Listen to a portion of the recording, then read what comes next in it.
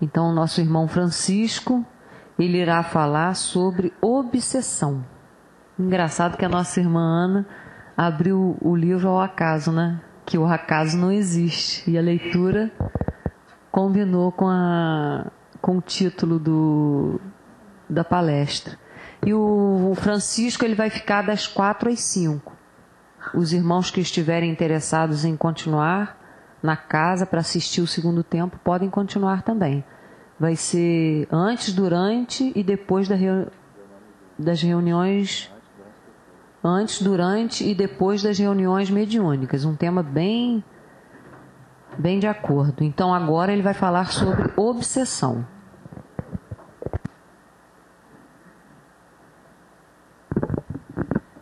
Queridos irmãos, diletas irmãs, que possamos formar um pensamento voltado ao bem, unindo as nossas almas ao nosso querido Mestre Jesus, e que possamos ter uma reunião tranquila e possamos atingir os objetivos com os nossos estudos, que é conceituar, identificar uma obsessão e implementar ações para curá-la ou pelo menos amenizá-las.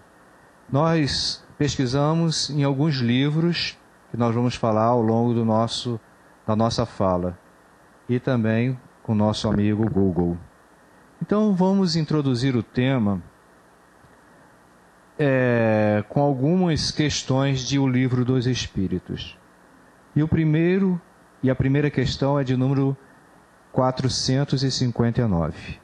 Kardec a formula da seguinte forma: interfere os espíritos em nossos pensamentos e ações? E a espiritualidade responde: muito mais do que nós podemos imaginar. Muitas vezes eles nos dirigem e nem nos damos conta disto. E a outra questão é a de número 464. Como podemos identificar se um pensamento que nos é sugerido provém de um bom ou de um mau espírito?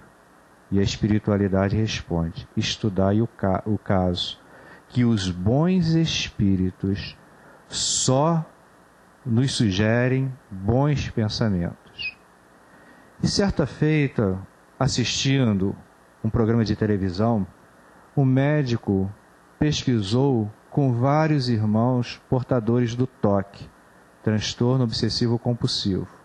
E no final da entrevista, apenas 2 deram seus depoimentos.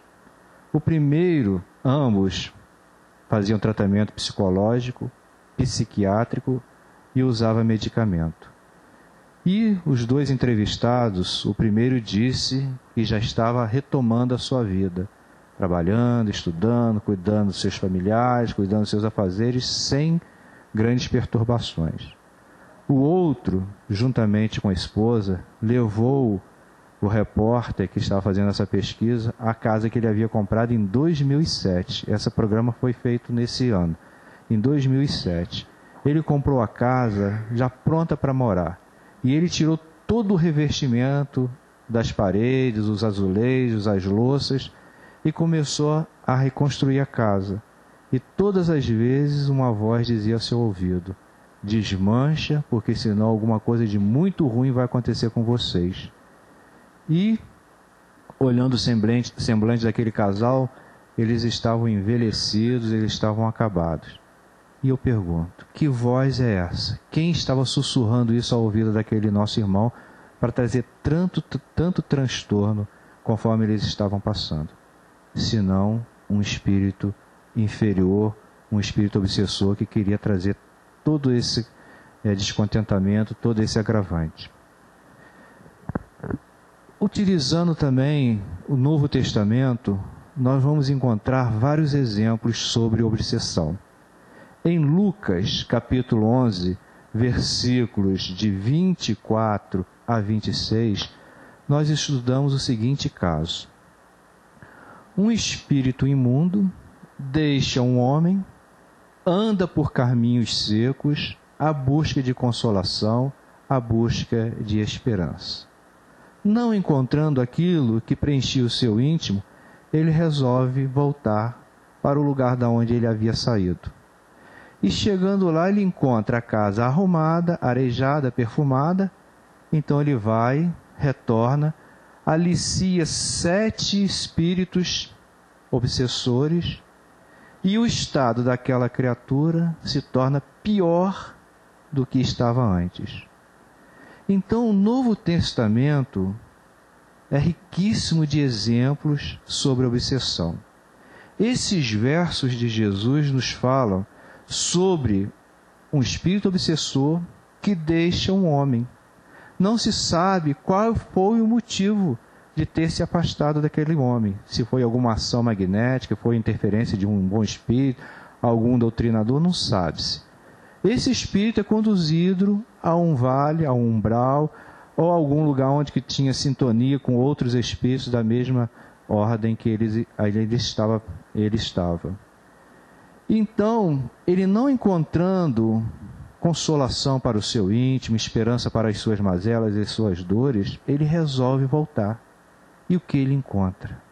Nada, a não ser uma mente que não foi renovada, uma mente que permanecia do mesmo estado em que ele havia deixado. Ele resolve então voltar a aliciar mais outros espíritos para perturbar aquele homem. E plagiando uma cantiga infantil, vamos dizer, um espírito obsessor perturba muita gente. Vários espíritos obsessores perturbam muito mais. Quanto nós mergulhamos no plano físico em uma nova experiência reencarnatória, antes nós, juntamente com o nosso mentor espiritual, com o nosso anjo da guarda, com os espíritos protetores, planejamos aquela futura existência. Então nós traçamos o nosso mapa reencarnatório. E quando nós estamos novamente mergulhados no corpo, é lançado o véu do esquecimento, para que possamos ter impulsos que nos levam à perfeição.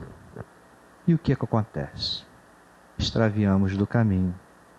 Não cumprimos nada daquilo que nós determinamos na espiritualidade. E isto gera dores, enfermidades, muitas vezes essas mazelas espirituais. Isso é ruim ou isso é bom? Isso é bom, porque a dor nos faz reaproximarmos do Cristo, nos faz reaproximarmos das leis de Deus. Porque muitas vezes, meus irmãos, nós queremos sempre conjugar o ter, ter e ter, e esquecemos do ser. Também nós vamos encontrar em Marcos, capítulo 5, versículos 7 e 9, a seguinte colocação. Jesus estava se dirigindo a uma certa localidade, e lá existia um homem gadareno, também estava sendo envolvido por um espírito perturbador. E quando aquele homem viu Jesus se aproximando do local em que ele estava, foi em direção a Jesus e começou a clamar em alta voz: que tens tu comigo, Jesus, Filho do Altíssimo? Conjuro-te que me deixe em paz. E pela ação magnética do nosso querido Mestre Jesus, ele afastou aquele espírito do homem e perguntou: qual é o teu nome? E o espírito responde: Legião, porque somos muitos. Também Lucas, no capítulo 9, versículo 38 e alguns à frente, nos fala de um pai que procura Jesus e relata o seu problema, dizendo que ele tinha um filho, e esse filho era tomado por um espírito obsessor, e jogava aquele filho para um lado, aquele filho para o outro, jogava ao chão, fazia com que ele convulsionasse, e só terminava as convulsões quando o filho estava quebrantado. E ainda diz o homem a Jesus: eu relatei isso aos teus discípulos, e eles não puderam curar o meu filho.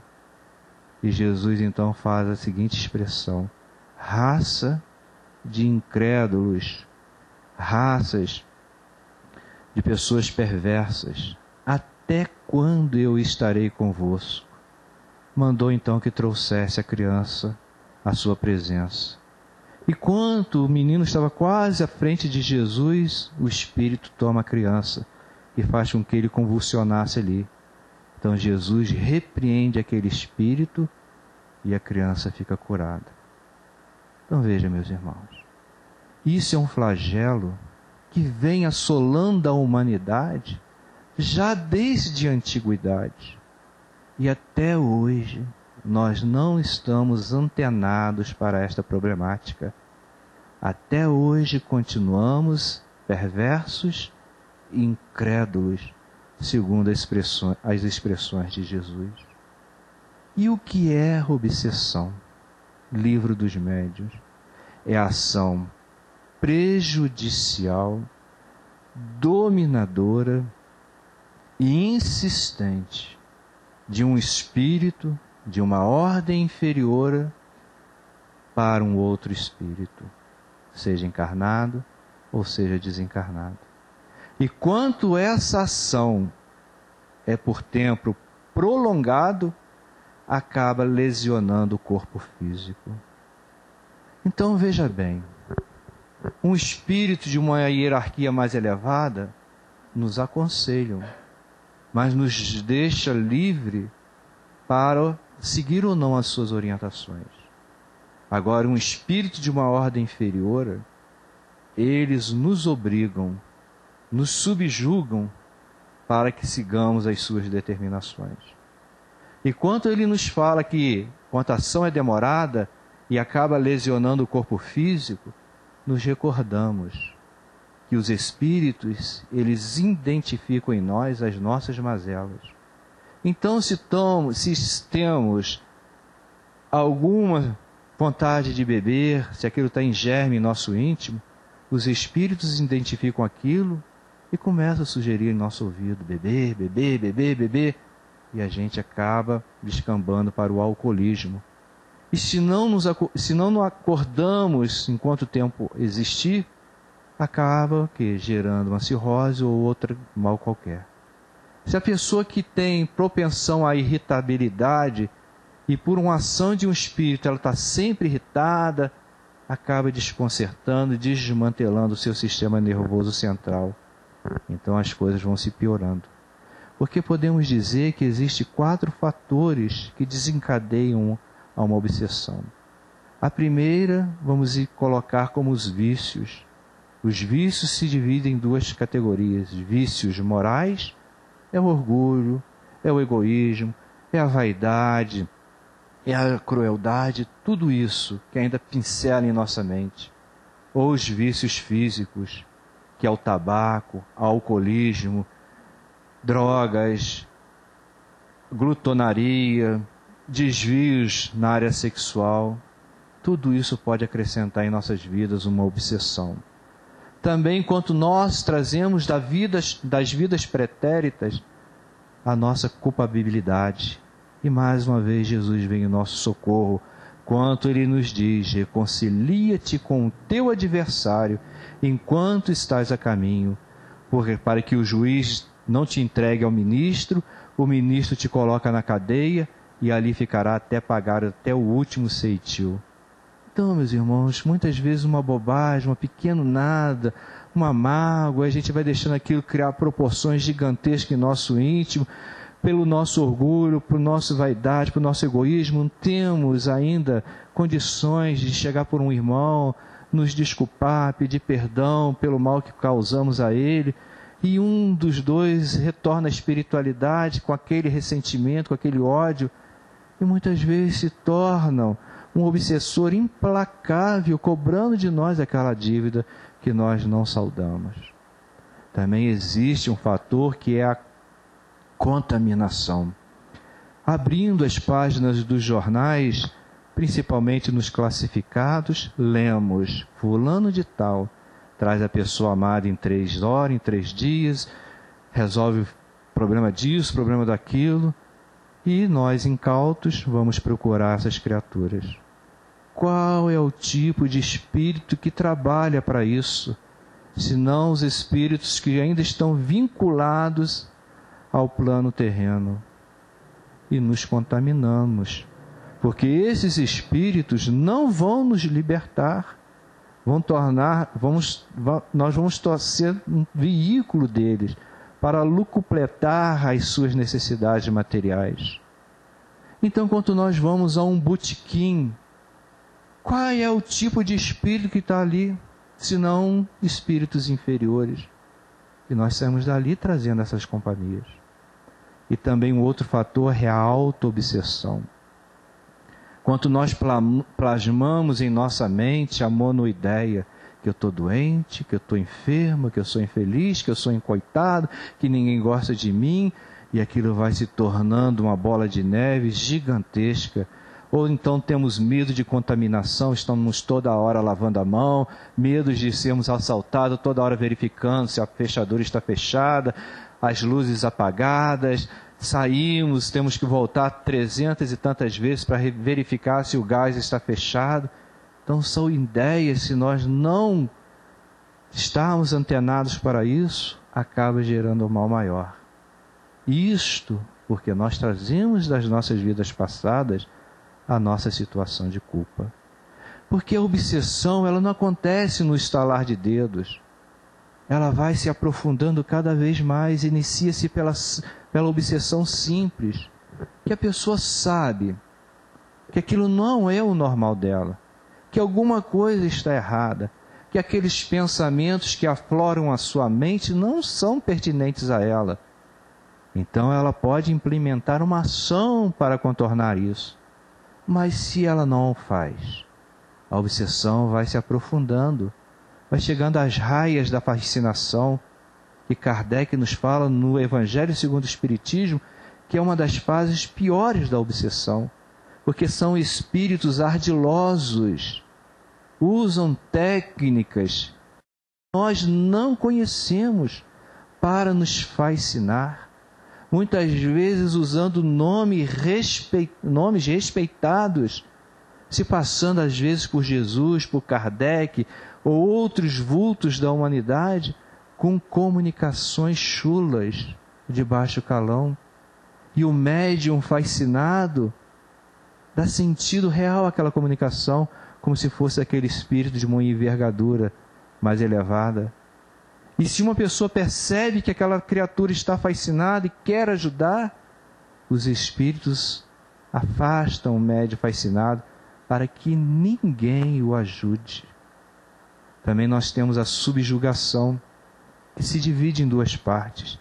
A subjugação moral e a subjugação física. Então Jesus, certa feita, estava na sinagoga orando. E de repente ele viu uma senhora adentrando aquele local. A senhora estava curvada, só olhava as pontas dos seus dedos, dos dedos dos pés. E Jesus saiu da onde ele estava e caminhou em direção àquela mulher. Imposiciona suas mãos sobre a cabeça da mulher, tira aquele espírito de enfermidade e a mulher fica curada. O que é isso senão uma subjugação? Logicamente que nós estamos falando do nosso Mestre Jesus.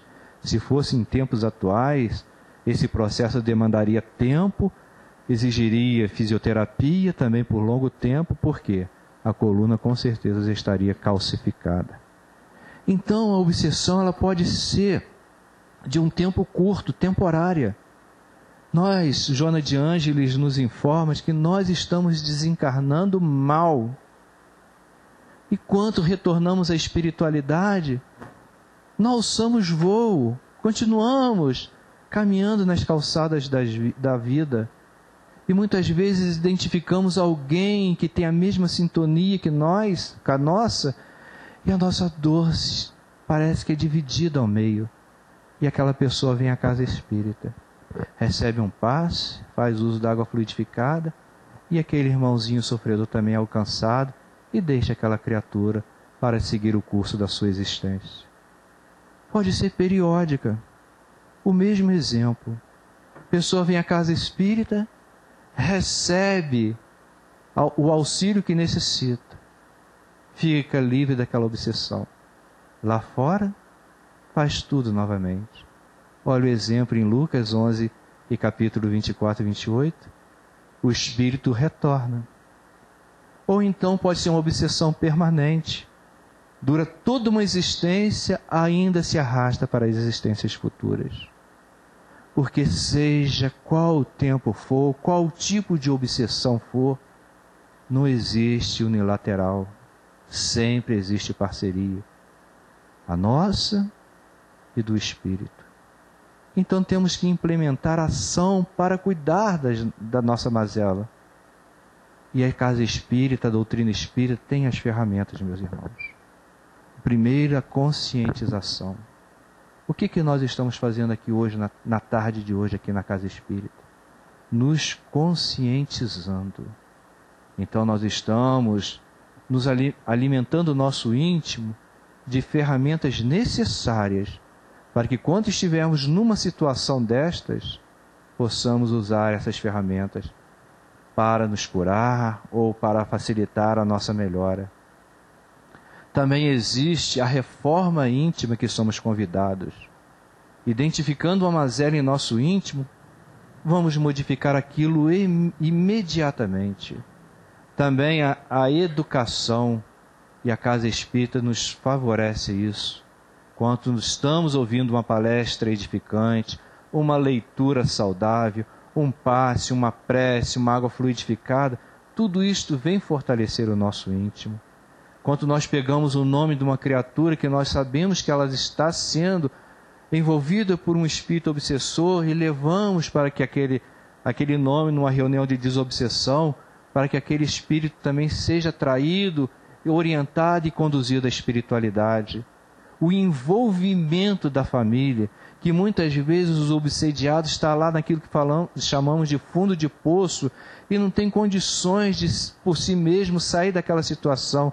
Então a família se une em prece, se une em ajuda para curar, para ajudar aquele nosso irmão.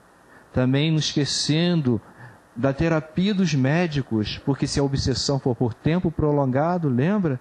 Ela pode lesionar o corpo físico. Mas também nós temos que ter a ascensão moral. Porque se o espírito, nós formamos a sintonia, aquela baixa sintonia, nós temos que levar o nosso tônus vibratório para que possamos colocar barreira à influenciação dos espíritos. Mas em qualquer situação, meus irmãos, não desanimemos, em hipótese alguma. 2 rãs caíram num recipiente com leite. Uma muito pessimista se lamentava, sou tão jovem, vou morrer. A outra otimista disse, não, nós vamos viver. E a outra, não, poupe do trabalho, nós vamos morrer, é tarde, não conseguiremos sair daqui. E a outra, não, nós vamos nos salvar, nós vamos sair. Aquela pessimista acabou afundando e morrendo afogada. E a outra rãzinha, de tanto bater as patinhas, o leite se transformou em manteiga e ela pulou para fora do recipiente. Então não vamos desanimar, meus irmãos. Quando nós pegamos um molho de chaves, com muitas chaves, na pressa, qual que vai abrir a porta? É a última chave do molho de chave. Então não vamos desanimar, meus irmãos. Conta a lenda que em Tóquio existia um velho samurai. E ele gostava de ensinar as suas técnicas aos seus discípulos. E ele era conhecido por nunca ter perdido uma batalha. Também naquelas imediações existia um jovem guerreiro, também conhecido por nunca ter sido derrotado nas batalhas e usar a técnica da provocação. E esse jovem guerreiro tomou conhecimento do velho samurai e foi ao local onde ele se encontrava e o desafiou para um duelo, para quem seria o melhor. E os discípulos do velho samurai disseram, não aceite a provocação, não duele com ele, que o senhor vai perder, o senhor já é idoso. E o velho aceitou duelar com aquele jovem. Dia e hora marcados, lá estavam eles. O jovem guerreiro começou a chutar a terra da estrada em direção ao velho. Caíam pedra, areia, e falava, gritava impropérios, palavras de baixo calão, também acusando os antepassados daquele velho samurai. E o velho permanecia imóvel. E de tanto o guerreiro insistir, o velho não reagir, que ele desistiu, foi embora cansado. E os discípulos viraram para o velho e disseram: francamente, o senhor viu tudo isso calado, não esboçou nenhuma relação, mesmo que o senhor morresse no duelo, tinha que reagir, não aceitar tudo isso calado. E o velho samurai disse: se alguém vem com um presente para te dar e você não aceita, com quem fica o presente? Com quem é aquele que quis nos dar o presente. Então é isso, meus irmãos. Nunca vamos aceitar essas acusações, essas sugestões da espiritualidade de baixa vibração. Sejamos superiores, porque criando essa barreira, eles voltarão do lugar de onde eles vieram. Então, meus irmãos, este era o nosso recadinho, conforme nossa irmã Sônia falou, nesse nepotismo, né, de irmãos verdadeiros, né? De 4 às 5 nós estaremos falando sobre reunião mediúnica, antes, durante e depois. Quem quiser nos ouvir, vai ser aberto ao público. Muita paz a todos.